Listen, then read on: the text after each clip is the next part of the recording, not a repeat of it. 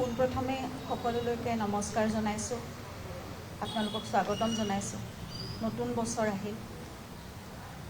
আপোনালোক সকলোৰে বাবে প্ৰাৰ্থনা কৰিছোঁ নতুন বছৰটো সকলোৰে ভাল হওক। বহু দুখৰ বোজা লৈও, বহু গধুৰ মন লৈও আমি দুখ সময়ৰ মাজতো আগবাঢ়িব খুজিছোঁ আৰু জুবিন বিষয়ৰ সকলোবোৰ কথা আৰু কাম সুচাৰুৰূপে উচিত ধৰণে হওক বুলি আমি আশা কৰিছোঁ। তেতিয়া আমাৰ ঘৰখনৰ বাবেও অকণমান কিবা এটা আশা ঘূৰি আহিব। অতি সোনকালে সকলোৰে প্ৰাৰ্থনা আৰু সহযোগত কৰণীয়খিনিৰে আৰু সকলোৰে সহযোগিতাৰে আমি ভাবিছোঁ ন্যায় প্ৰতিষ্ঠা হ'ব।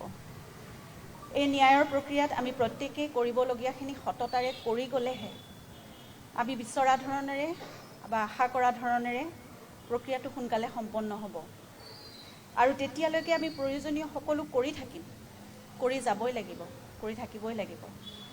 কিন্তু তাৰ সমান্তৰালকৈ আমাৰ যুগস্ৰষ্টাজনৰ বাবে, আমাৰ প্ৰাণৰ মানুহজনৰ বাবে, তেওঁৰ আদৰ্শৰ বাবে, তেওঁৰ সপোনবোৰৰ বাবে আৰু তেওঁৰ ভাল পোৱা কামবোৰেৰে আমি সকলোৱে একেলগে মিলি আগবাঢ়ি যাব লাগিব, তেওঁক চলাই নিব লাগিব।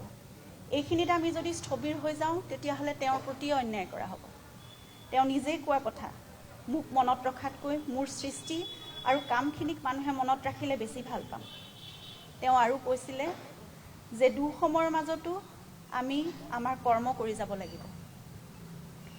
মই একেবাৰে ওচৰৰ পৰা দেখিছিলোঁ জীৱনটো যে জুবিন গাৰ্গে জীৱনৰ ধুমুহাবোৰ বহুত সাহসেৰে সন্মুখীন হৈছিল। তেওঁ মাত্ৰ নিজৰ নিষ্ঠাৰে কৰা তেওঁ কাম আৰু তেওঁৰ সৃষ্টিৰ মাজেৰে প্ৰতিটো বেয়া সময়ত তেওঁ থিয় হৈ থাকিবলৈ চেষ্টা কৰিছিল। আমিও তেওঁৰ আদৰ্শৰে আগুৱাই যাবলৈ আজি চেষ্টা কৰিব লাগিব। জুবিন সকলো অসমীয়াৰ প্ৰাণে প্ৰাণে চিৰকাল আছিল, আছে আৰু থাকিবই।